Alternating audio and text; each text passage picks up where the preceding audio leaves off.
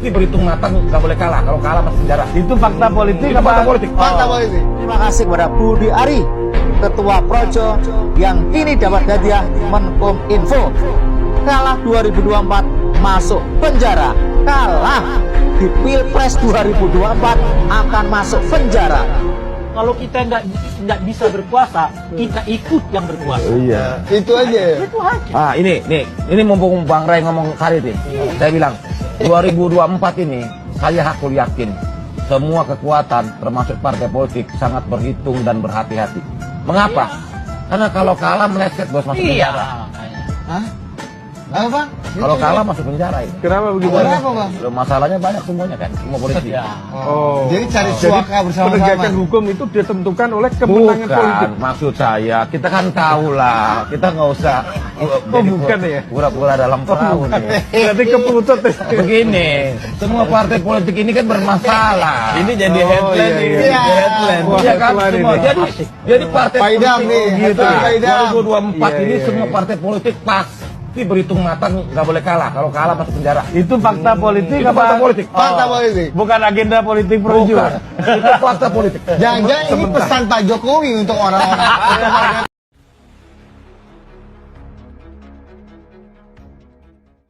Menteri Budi Ari diduga raup 20 miliar per bulan dakwaan kasus judol Kominfo. Ngeri kali Bapak judol Indonesia ini raup 20 miliar per bulan, kalau 1 tahun 240 miliar. Wow. Duitnya dimakan sendiri atau store atasan? Kalau store atasan kira-kira siapa ya? Mantan pres. Enggak jadi, bahaya.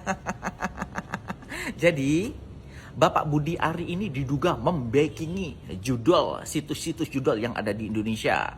Ya sekitar 5.000 situs ya yang dilindungi agar tidak diblokir. Tapi tidak segampang itu, kalau mau melindungi harus bayar. Bayarnya 8 juta per bulan dikalikan 5.000 situs.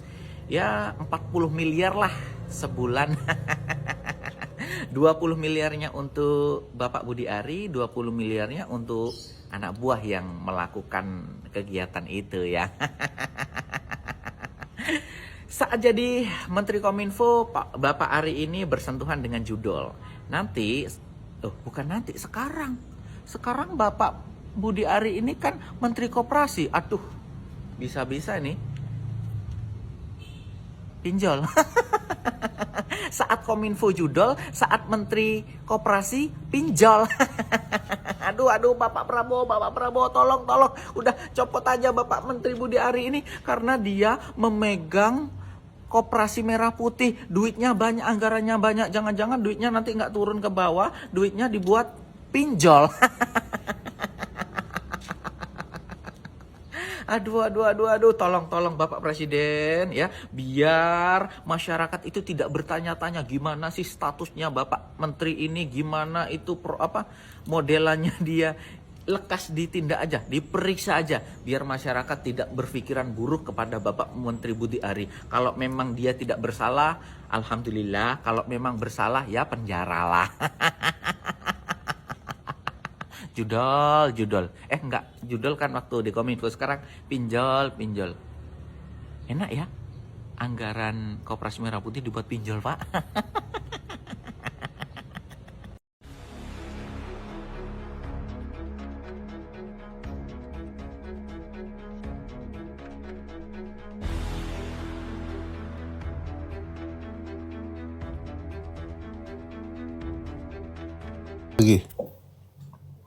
Iya Bang, Bagi. ini sebenarnya banyak Bang yang harus kita komentari, ini banyak karena Iya.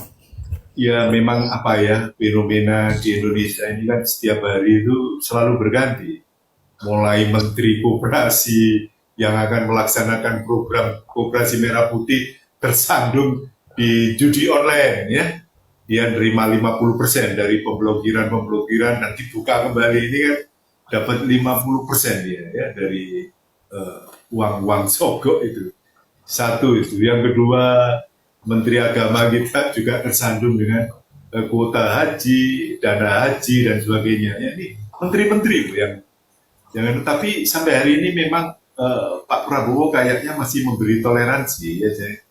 Seperti itu. Seharusnya kalau kita mengacu pada negara-negara yang sudah maju, kayak Jepang, Korea Selatan, seharusnya kayak Pak Budi Ari ini sudah mengundurkan diri seharusnya ya, karena sudah jelas bahwa dia itu sudah masuk ke dalam surat dakwaan jaksa ya.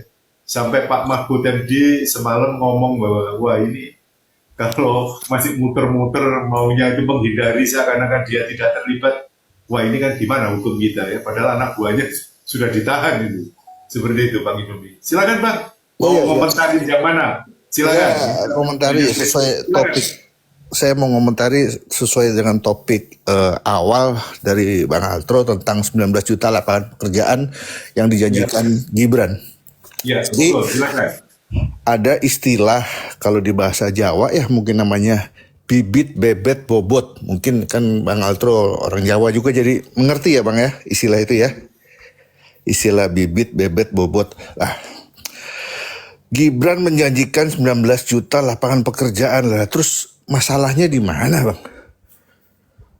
Tolong disambungkan dengan bibit, bebet, bobot. Ya wajar-wajar aja Bang. Jadi ya normal lah itu. Jadi lihatlah dari bapaknya janjinya apa, terus anaknya ya normal itu Bang. Jadi seharusnya itu bukan sesuatu yang perlu dipermasalahkan ya, karena nanti nggak lama lagi mungkin janji bahwa penghasilan rakyat Indonesia per orangnya 2 miliar per bulan, normal itu Bang. Jadi itu memang begitu, itulah istilah bibit, bebet, bobot gitu, sesuai dengan istilah Jawa. Jadi itu hal-hal yang harusnya tidak perlu dibahas terlalu jauh. Lihat aja garis keturunannya. Nah, terus kalau masalah bagaimana tentang pemerintahan saat ini, saya tetap tidak mencabut pernyataan saya bahwa Prabowo adalah seorang penakut militer, tapi gemeteran takut. Takut sama siapa? Takut sama yang punya bosnya pagar laut, sehingga yang ditetapkan hanya lurah. Takut sama ketua Ormas Pemuda Pancasila yang udah ditangkap sekian bulan lalu, bukan ditangkap, sorry, disita kendaraan tapi nggak disenggol-senggol sampai sekarang, aman-aman aja.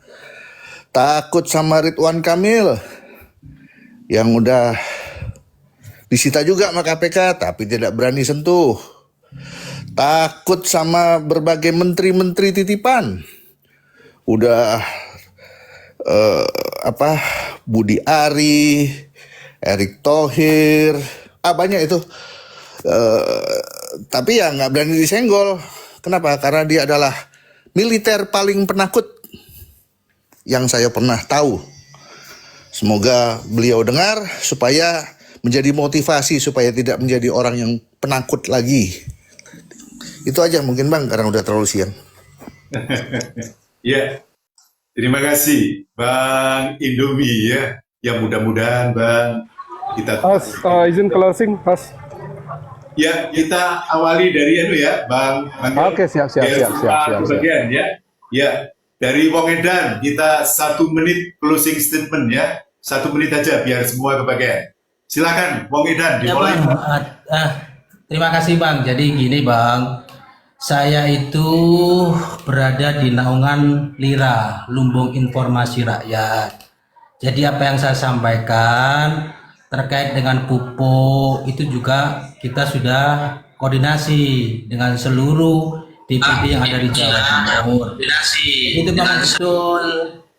Pupuk itu memang susah didapat, ya toh, dari Probolinggo, Banyuwangi. Dan yang saya sampaikan lagi, saya sekarang berada di antara Kabupaten Jombang dan Nganjuk. Hari ini pun banjir Bang. Jadi kita tidak sekedar tidak punya literasi, tidak. Ya toh, jadi apa yang saya sampaikan ini betul adanya. Di Jombang jebol tanggul, padi gagal panen, di Sukomoro juga begitu, banjir, bawang merah pun juga nggak bisa dipanen. Jadi itu bukan kita hanya sekedar ngomong tidak. Karena apa? Pupuk itu subsidi 150, sedangkan kalau dijual bebas 250. Kan di situ ada permainan, Bang. Akhirnya banyak yang dibuang ya toh, dengan distributor-distributor itu gitu loh. Jadi kita tidak hanya sekedar ngomong, tidak. Kita punya data. Kita turun lapangan langsung. Sekali lagi saya berada di naungan LSM Lira, Lumbung Informasi Rakyat. Sekian, terima kasih Bang Yon. Salam sejahtera, Bang, siap, Bang. Terima kasih. saudaraku. Ya, Assalamualaikum Terima kasih. warahmatullahi wabarakatuh, Bang.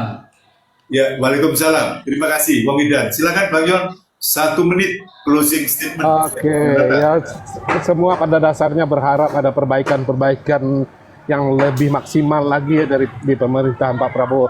Termasuk Bang Indomie Telur tadi saya berpikiran seperti itu juga ya, bahwa dia dengan tujuan mengatakan Pak Prabowo ini tak penakut, ya tujuannya supaya didengar kan begitu dan ditindak lanjuti kan begitu, tunjukkan ya kan. Tapi sekarang saya udah melihat itu gitu, sedikit demi sedikit keberaniannya itu udah muncul, terbukti kan kemarin penjagaan Mahkamah Agung ini seharusnya itu pekerjaan kepolisian ya kan, tetapi kenapa harus TNI kan begitu. Jadi udah ada ya kan, udah banyak kelihatan upaya-upaya untuk menunjukkan bahwa dia itu bertangan besi ya. Tapi memang dalam jangka waktu yang singkat ini belum semua maksimal. Asta citanya itu belum bisa kita lihat semua kan begitu. Jadi kita sebagai rakyat mari kita dorong ya, seperti Bang Indomie Telur tadi menyatakan Pak Prabowo penakut. Ya mudah-mudahan dia tunjukkan ke depannya, didengar itu omongan Bang Indomie Telur ya kan. Dia tunjukkan keberaniannya kan gitu. Mungkin kalau terkait resapel kabinet-kabinetnya yang memang sengaja dititipkan Jokowi selama ini, termasuk Kapolri ya kan, dalam waktu dekat ini kita udah ada dengar angin-angin ya, mulai dari kejaksaan itu akan dirombak semua. Jadi reformasi di bidang hukum itu udah mulai kita lihat kalau kita mengakui ya kan. Tapi tunggu dulu, jangan dulu kita apresiasi, jangan dulu kita apa kan gitu. Jadi gitu aja, host. Memang semua harapan-harapan kawan-kawan itu mungkin sama dengan saya gitu loh. Silakan. Ya, terima kasih Bang Yon. 1 menit closing statement. Bang Louis, silakan Bang. Terima kasih Bang Adro. Saya hanya kepingin begini.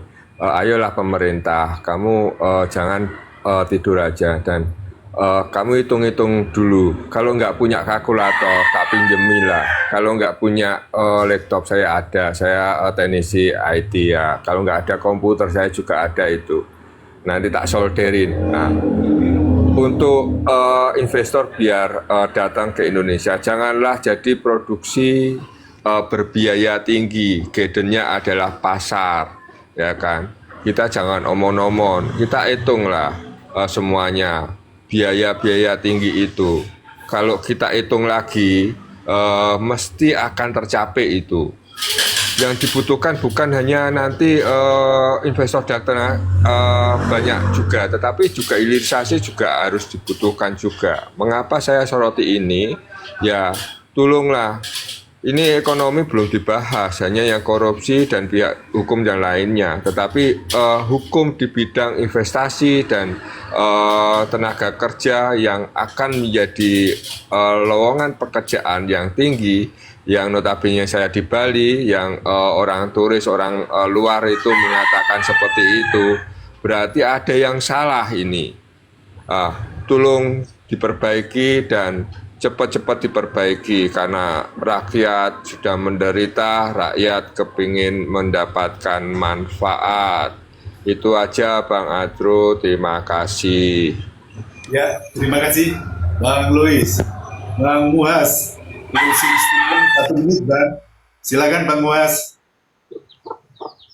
Ya, terima kasih atas waktunya. Assalamualaikum warahmatullahi wabarakatuh. Jadi begini, harapan saya ke pemerintahan Prabowo ini semoga bagaimana yang pertama, bagaimana supaya kaum disabilitas perlu diperhatikan. Ya, terutama sekali ya mengenai lowongan-lowongan kerja atau bagaimana. Terus Undang-Undang Nomor 8 1996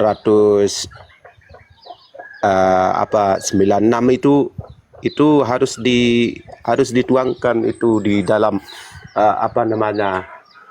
peraturan pemerintah terkait dengan undang-undang disabilitas itu.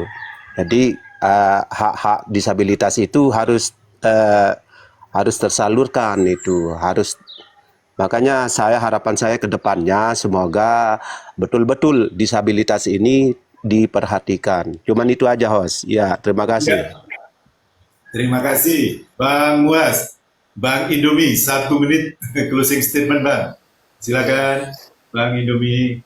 Ya, jadi saya hanya berharap dari semua pelajaran ini adalah jangan pernah menciptakan malaikat-malaikat baru, karena saya melihat ini ada arah-arah mau menciptakan malaikat baru. Malaikat namanya Anies, malaikat namanya Jokowi, namanya Prabowo. Ada muncul malaikat baru nih atau agama baru namanya KDM. Jadi selalulah kita itu berpikir rasional. Bagus bilang bagus, jelek ya hajar. Rakyat harus bersatu. Bersatu tidak berarti harus selalu berbicara kata-kata setuju. Bersatu itu bukan seperti itu. Kalau memang jelek, hajar. Tapi jangan sampai kita